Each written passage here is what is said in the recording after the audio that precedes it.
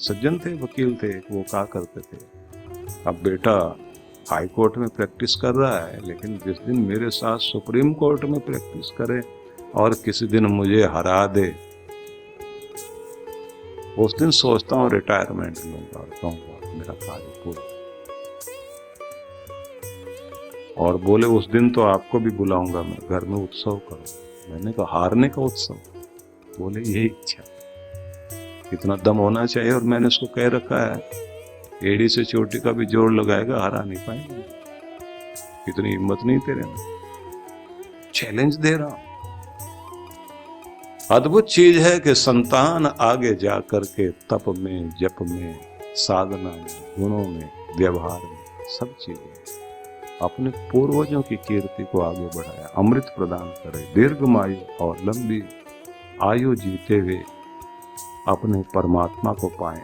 रायश्च पोषे रूपत्वा सदैव, ऐसा धन धान्य से, समृद्धि से भरा घर। ये वेद में कहा है कि भगवान से मांगो कि मुझे दो तुम। और बड़ा मजा आता है जब आप कभी वेदों को पढ़े, तो वहां बहुत आनंद आएगा। हालांकि आज का हमारा विषय गीता है, लेकिन कभी कभी लोभ संवरण नहीं होता। लिखा है ना, आयने थे परायणे दुर्वारोहंति पुष्पणे, तुम्हारे घर के आसपास दूब घास का मैदान, पार्क बनाओ, दुर्वारोहंति पुष्पणे, और उसमें पुष्प लताओं से चारों तरफ सुंदर सजा हुआ होना चाहिए। और उत्सवा जायताम, हर दिन उस घर में उत्साह बना रहे, उत्सव बना रहे। जायताम ऋतु, और एक छोटा सा हृदय भी, कुआं तो होना ही चाहिए, मतलब पानी की व्यवस्था होनी चाहिए। पुंडरीकवान, और एक छोटा सा तालाब रखो जिसमें कमल खिले हुए हों, और सूरज की धूप उसमें आए, और पवन देव भी आकर के आपके घर को पवित्रता प्रदान करे। चांद तारों के साथ झिलमिलाए, तो कितनी कुछ चीजें। बहुत लोगों ने अपने घर ऐसे बना रखे हैं कि उनके पास ऐसी व्यवस्था, बटन दबाते हैं तो ऊपर की छत खुलती है, रात में तारे दिखाई देते हैं। बहुत आनंद लेने वाले लोग हैं, लेकिन साथ में यह कहा गया है आचारा लभते आयु, आचरण सुंदर बना रहेगा तो आयु प्राप्त होगी, और आयु भी ऐसी जो कल्याण करे। तो बहुत कुछ कहा गया है, लेकिन मुझे चाणक्य के वचन याद आ। चाणक्य ने बहुत सुंदर कहा है कि गृहस्थ आश्रम धन्य है, लेकिन कैसा? तो उन्होंने कहा सानंदम सदनम सुताश्च सुदय कांता प्रिय लापनी। जिस घर में सब हंसे हंसाएं, न जले न जलाएं, न दुखी हो न दुखी करें,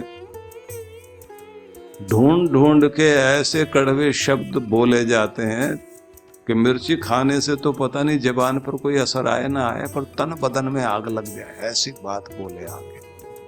और सब लोग ढूंढ ढूंढ के रखते हैं। मैंने भी ऐसी सुनाई, उसको सारी जिंदगी याद करे। तो जहां ये चीजें होती ना,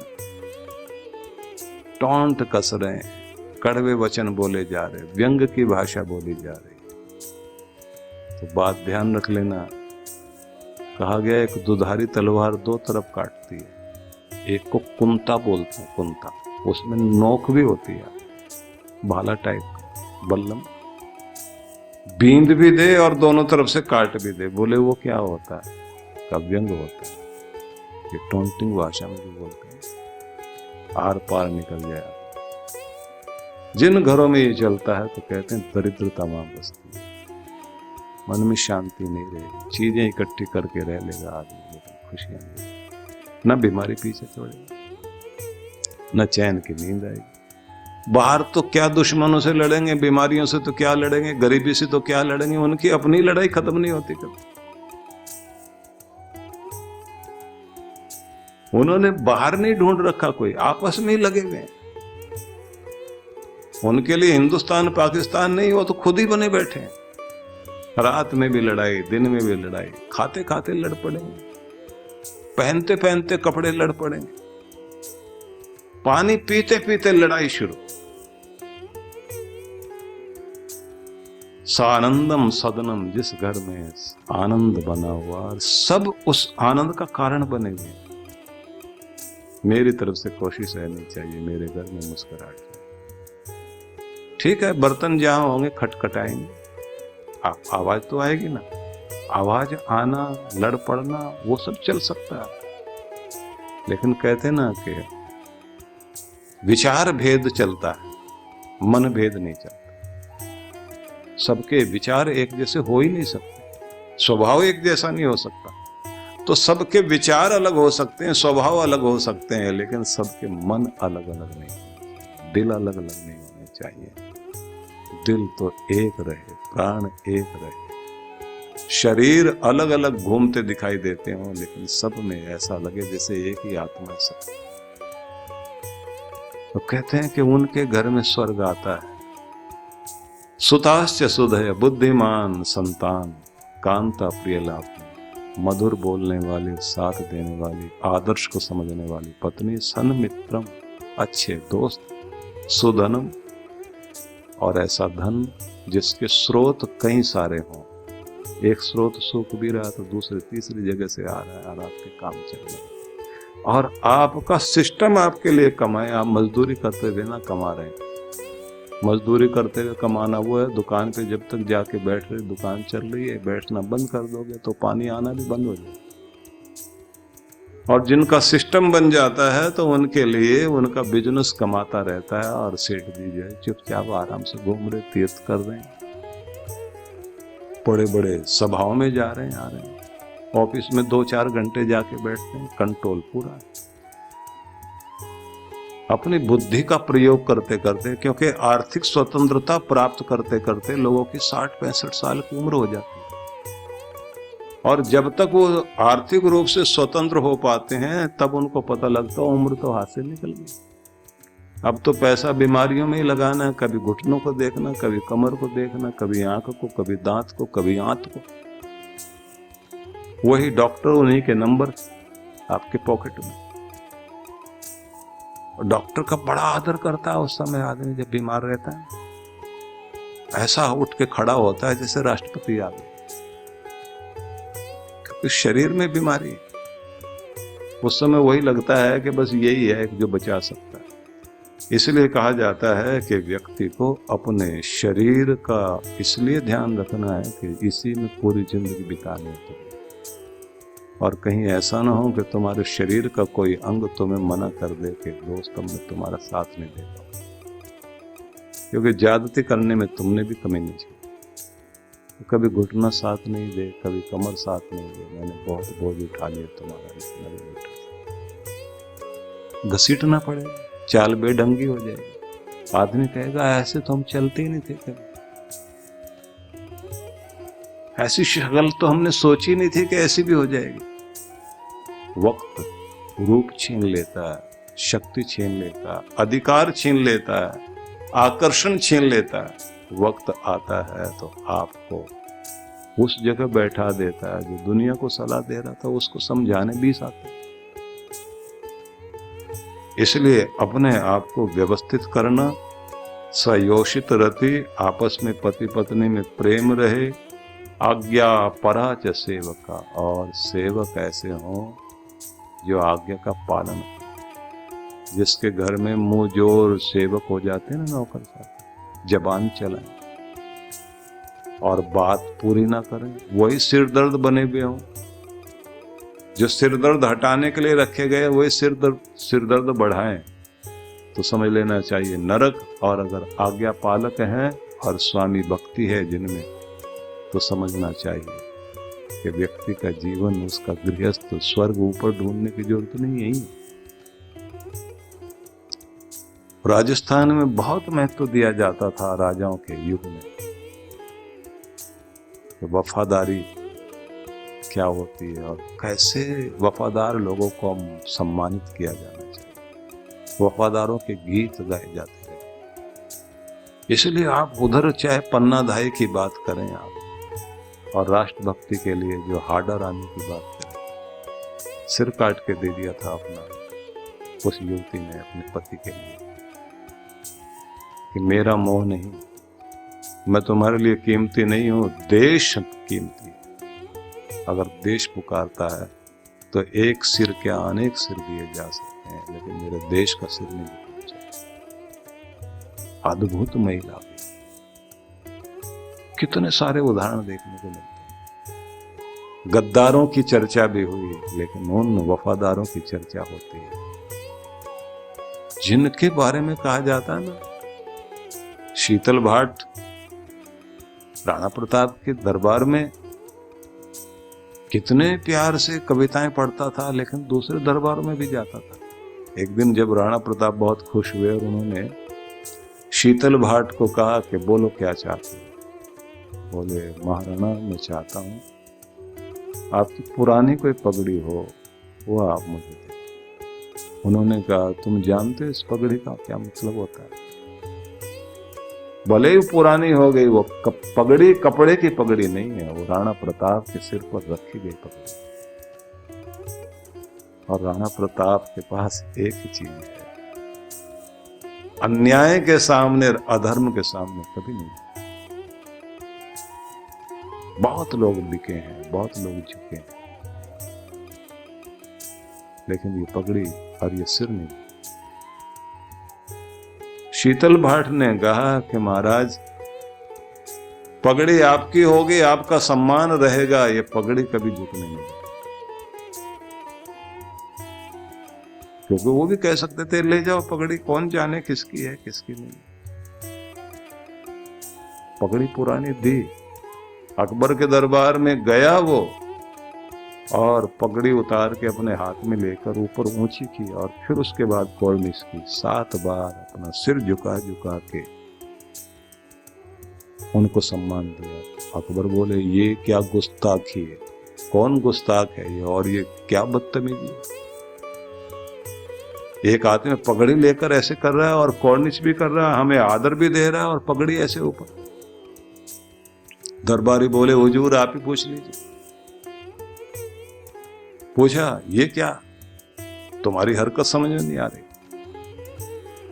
बोला, साहब ये सिर तो मेरा है, 20 बार झुक जाएगा, कॉर्निश भी कर रहा हूं, पगड़ी मेरी नहीं है, ये उसकी पगड़ी है जो कभी झुकी नहीं। ये राणा प्रताप, ये कहीं नहीं झुक सकता।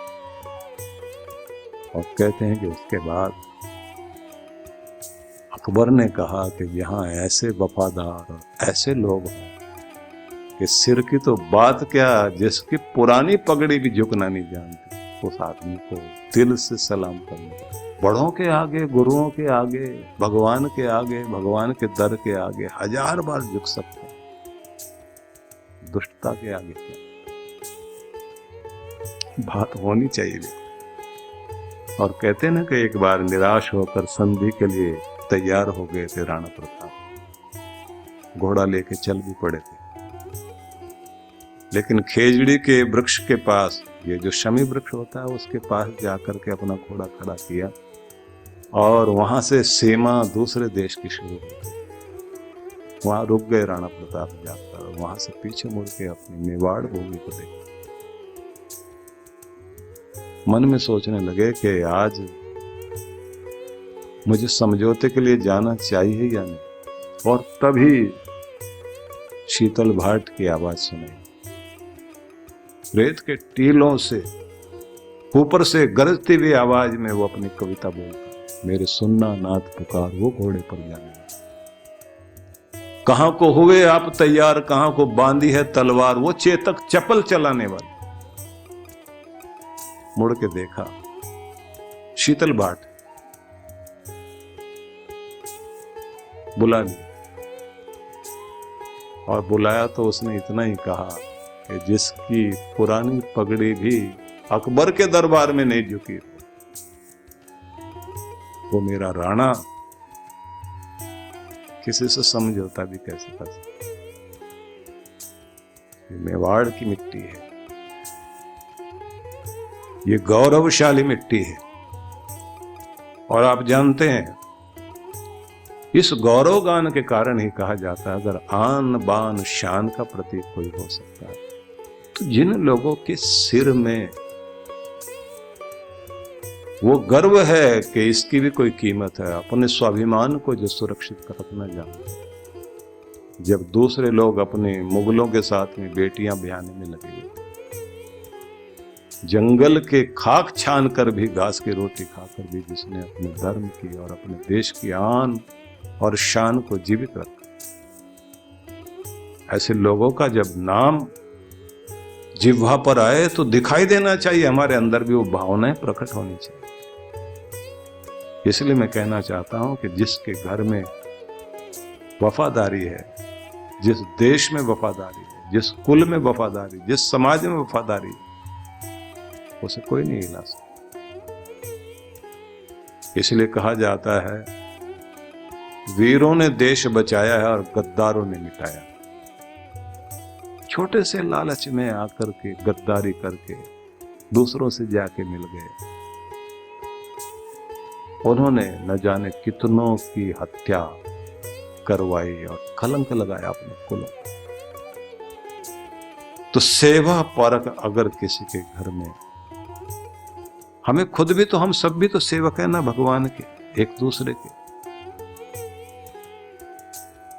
तो ये ध्यान रखना चाहिए कि स्वर्ग वही है जहां वफादारी। आतिथ्यम शिव पूजनम प्रतिदिन मिष्टान पानम गृहे। जिस घर में आतिथ्य होता हो, आए गए का सम्मान होता हो। कहते ना कि किसी घर में कोई अतिथि आता है तो वो अपने पुण्य छोड़ जाता है और वहां का जो पाप है वो खींच के बाहर। अतिथि का सम्मान समृद्धि लाता है। शिव पूजनम, और जिस घर में शिव पूजन हो रहा, भगवान का, अपने इष्ट देव का पूजन हो रहा, प्रतिदिन मिष्टान पानम गृहे। घर में भोजन तो बनता ही है, लेकिन कोई ना कोई ऐसी अच्छी चीज, मिठाई या ऐसे कोई पदार्थ भी बनने चाहिए, बच्चे से लेके बड़े तक मुंह मीठा हो जाए, वाणी मीठी मुंह मीठा भी हो जाए। साधो संगम उपासते, सज्जनों की, गुणी जनों की संगति मिलती हो, सत्संग मिलता हो। सततम धन्यो गृहस्थाश्रम, जहां निरंतर ये सब कुछ हो रहा है, ऐसा गृहस्थाश्रम धन्य। और ऐसे आश्रम में रह करके, कहते हैं ना कि घर के अंदर शीतक यंत्र भी होना चाहिए। शीतक यंत्र को ही तो आप कूलर बोलते हो ना, तापक यंत्र भी हो, वातानुकूलित भी हो, सारी चीजें सुख सुविधाएं हो। और फिर वेदों का मंत्र पढ़िए आप, इंद्र श्रेष्ठानि द्रविणानि देहि। हे भगवान ऐश्वर्य देने वाले, हमें घर में श्रेष्ठ धन देना। 7 तरह की चीजें मांगे तो भगवान ऐसी कृपा करे कि हम सबका घर भी बहुत समृद्ध हो, लेकिन साथ साथ में समृद्धि में कहा गया शिव पूजन, भगवान की भक्ति भी होनी चाहिए, सत्संगति भी होनी चाहिए, आतिथ्य भी होना चाहिए, अतिथियों का स्वागत सत्कार होना चाहिए, अच्छे मित्रों का साथ होना चाहिए। तो ये बहुत आनंद का आश्रम माना गया है। गृहस्थ यहीं रहते रहते आप तप करते करते अपने भगवान की तरफ जा सकते। गीता में भगवान श्री कृष्ण ने अर्जुन को अनेक आदेश दिए। अर्जुन ने उनको सुना और उसके बाद उसका मन रूपांतरित हुआ और उसने अपने कृष्ण से, अपने गोविंद से ये कहा, नष्टो मोह स्मृति लब्धा, नष्टो मोहा स्मृति लब्धा त्वत्प्रसादान मयाच्युत स्थितोस्मि गत संदेह करिष्ये वचनम तव। हे कृष्ण, आपकी कृपा से, आपके संदेश और उपदेशों से मन में जो मोह था, जो सम्मोहन था, वह नष्ट हो गया है और मुझे खुद की याद आ गई है कि मैं क्या हूं। स्वयं में स्थिर हो गया हूं और मेरे सभी प्रकार के संदेह चले गए। ये सब आपकी कृपा से हुआ। अब मैं केवल आपके आदेश का ही पालन करूंगा। करिष्ये वचनम तव, जो आप कहते हैं उसका पालन करूंगा। किसी भी शिष्य की यह सबसे बड़ी उपलब्धि होती है कि जब वह गुरु के आदेश के अनुसार अपने जीवन को चलाने के लिए तत्पर हो जाता है, अपने गुरु के प्रति समर्पण, गुरु के आदेश को महत्वपूर्ण माने,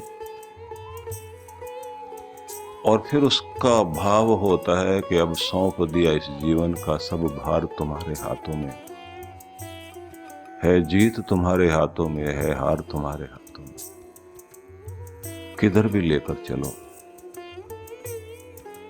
मैंने तो अपने आप को आपके हवाले कर दिया।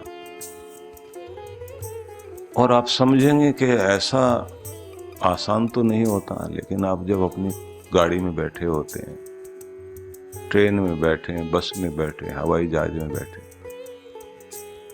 अपनी खुद की गाड़ी में बैठे, तो आपका ड्राइवर, आप उसके ऊपर अपने आप को छोड़ के चलते हैं और वो फिर लेकर चलता है आपको। वो कहाँ बचाएगा, कहाँ गलत मुड़ेगा, आपने सब कुछ उस पर छोड़ दिया।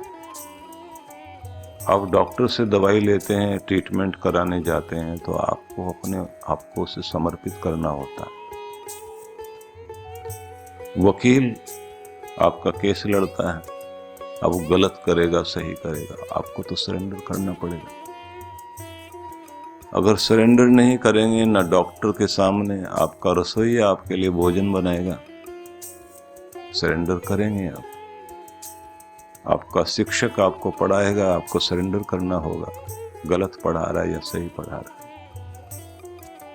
एक भरोसा करके चलना पड़ता है, जिंदगी तभी चलती है। सिखाने वाला सिखाएगा, देने वाला देगा, ट्रीटमेंट करने वाला ट्रीटमेंट करेगा, ऑपरेशन करने वाला ऑपरेशन कर रहा है, पता नहीं क्या क्या काट दे। भरोसा करना पड़ेगा आपको।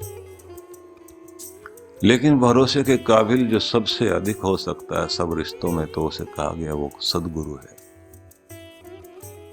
अर्जुन की सबसे बड़ी विशेषता यही थी कि उसने चुनाव किया अपने सदगुरु का, अपने कृष्ण का। और चुनाव करने में भी कमाल ये हो गया कि उसने कितना कुछ दांव पर लगा दिया। युद्ध में सेना चाहिए होती है लड़ने के लिए, वही सबसे बड़ी ताकत होती है। सैन्य बल के साथ में अस्त्र शस्त्र चाहिए, नीति निपुण लोग चाहिए, एक से एक अच्छे कमांडर, अच्छे नीति निपुण लोग, अच्छे से अच्छी आर्मी फोर्स, और उन सब के हथियार जो आधुनिकतम थे, उन सब को छोड़कर जो कृष्ण भगवान की नारायणी सेना थी, सबका परित्याग करके केवल एकमात्र कृष्ण को चुना। और उन्होंने भी शर्त लगा दी कि अर्जुन तुम्हारे लिए लड़ूंगा नहीं, मैं शस्त्र नहीं उठाऊंगा। तो निहत्थे व्यक्ति को लेकर करोगे क्या? अर्जुन ने कहा कि भले ही आप निहत्थे रह करके मेरे रथ को चलाएं, लेकिन आप गाइड करने वाले बनेंगे, निर्देशन करने वाले बनेंगे। जिंदगी में अगर निर्देश करने वाले ठीक मिल जाएं, जीवन यहीं से ऊंचा उठता है, जीत यहीं से होती है। क्योंकि निर्देशन करने वाला आपको नरक की तरफ ले जा रहा है या स्वर्ग की तरफ ले जा रहा है, ये देखना बहुत जरूरी है। इसलिए बड़ी दुखद स्थिति रही दुर्योधन की कि उसको जो निर्देश दे रहा था व्यक्ति, जो उसे चला रहा था, जो जीवन के रथ को हाँक रहा था उसके, वो शकुनी था। और बहुत बुद्धिमान, बहुत चालाक, बहुत धूर्त, और अगर आप दूसरे शब्दों में कहें तो उस समय सबसे ज्यादा नीति निपुण, चालाक व्यक्ति, चतुर शकुनी था।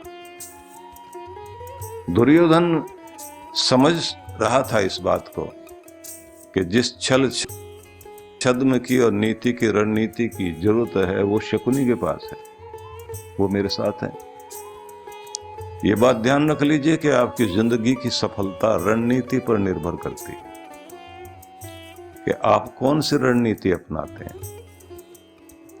हर दिन एक युद्ध ही होता है, बीमारी से लड़ना, गरीबी से लड़ना, अपने घर के रिश्तों को सुरक्षित करने के लिए, घर को तोड़ने वाले रिश्तों को तोड़ने वाली ताकतों से लड़ना। हर जगह तो आपको लड़ना पड़ता है। तो आपके पास एक रणनीति जो है वही तो आपका भविष्य निर्धारित करती है। अगर किसी की रणनीति ठीक नहीं है तो उसी के कारण तो वो पीछे है, और उसे निर्धारित करने के लिए कोई ना कोई गाइड चाहिए होता है। जो गाइड चाहिए वो कैसा है? मंथरा है उसके पास में, तो कैकेयी को मंथरा मिल गई तो उसका परिणाम पूरी अयोध्या में हाहाकार मच गया। और मंथरा कोई एकदम बहुत जोर जोर से आदेश देगी ऐसा नहीं होता, वो बहुत मीठे ढंग से बोलती है, वो ज्यादा भाषण नहीं करती, उसके तो 2 बोल ही काफी होते हैं। ऐसे लोग जो मंथरा का काम करते हैं वो तो धीरे से ही तो बोलते हैं। कैकेयी खुशी मना रही है, राम को राज्य मिल रहा है, और मंथरा उदास बैठी। कैकेयी पूछती है कि तुम्हें क्या हो गया? बोले मेरे से तो खाया पिया नहीं जा रहा, कि राम के राज्य मिल जाने से आपको क्या फायदा होगा? कैकेयी से पूछती, आप कौशल्या माता के सामने आपको हाथ बांधे खड़े रहना पड़ेगा, राज उनका चलेगा, मोहताज आप रहोगे। आपके बेटे में क्या कमी है? आपका बेटा इतना योग्य है, और उसके बाद भी जबकि आपके पास में वरदान है राजा दशरथ के कि जो चाहो वो तुम मांग लेना, तो उन वचनों को प्रयोग नहीं कर पा रहे हैं आप। तो आज तो मुझे आप पर शक हो रहा है कि आप अपना भविष्य नहीं देख पा रहे। चलो अपना नहीं देख पा रहे, अपने बच्चे का तो देख लो। इतना ही काफी हुआ उसका बोलना। हर माँ अपने बच्चे का भविष्य ढूंढती है, और यही है वो समय, वो मोड़ पर खड़े हो, ये चौराया है जहां से या तो आपकी जिंदगी महारानी वाली बनेगी और आपका बेटा राजा बनेगा, या फिर हाथ बांध के खड़े रहना पड़ेगा जिंदगी भर। अपनी शक्ति का उपयोग कीजिए। आपके पास दिए गए वचन हैं, राजा से जाके मांग लो। बस इतना ही बोला, काफी है। हो गया हाहाकार। भरत जब लौटा है ननिहाल से और वो माँ के पास जाकर खड़ा होता है, क्या कहता? माँ तुमने मेरे लिए सुख नहीं मांगा, हमारे माथे पर सदा के लिए एक कलंक लग गया, हमारे घर की शांति छिन गई। हम लोग पदार्थों पर राज नहीं करते, हम लोग तो दिलों पे राज करते हैं, हम लोग प्रेम वाले लोग हैं। हमें ये चीजें नहीं चाहिए, इन चीजों से खुशी नहीं आती, खुशी अंदर से आती। माँ जब देखती है मेरे बच्चे को ही नहीं चाहिए राजपाट और वो छोड़ के माँ को ही भूल के भाग रहा है, तब उसे एहसास हुआ मैंने क्या गलती की। कौन मंथरा मिले आपको और कौन शकुनी मिले और आपकी रणनीतियां गलत हो जाए और आप अपना घर खराब कर बैठो। आपकी अपनी योग्यता और आपकी अपनी क्षमता आपका नसीब बना करती है, ध्यान रख लेना। और उस नसीब को दुनिया में कोई नहीं छीन सकता। जब आपके पास में अपनी क्षमता है, अपनी योग्यता है, तो बहुत कुछ पालोगे आप। किसी के नसीब से चल रहे हो और कोई किसी की मेहनत से खा रहा है। ऐसी तो जिंदगी चला करती है। अपनी सारी चीजों को मिलाकर के ताकत बनाना चाहिए, ना कि अपनी कमजोरी। अपने रिश्ते आप अपनी ताकत बनाओ ना। दुनिया में इतने सारे लोग हैं, अकेले रह रहे हैं, लेकिन वो अकेले नहीं है। उनके साथ रिश्तों की, और वो रिश्ते भी कौन, जो उनके प्रति प्यार करने वाले लोग हैं, उनके प्रति वफादार हैं। रामकृष्ण परमहंस, क्या वो केवल मात्र उनकी पत्नी और एक अकेले वो, यही सब उनका जीवन था? उनके चाहने वाले लाखों लोग उनके साथ, उनकी ताकत थी।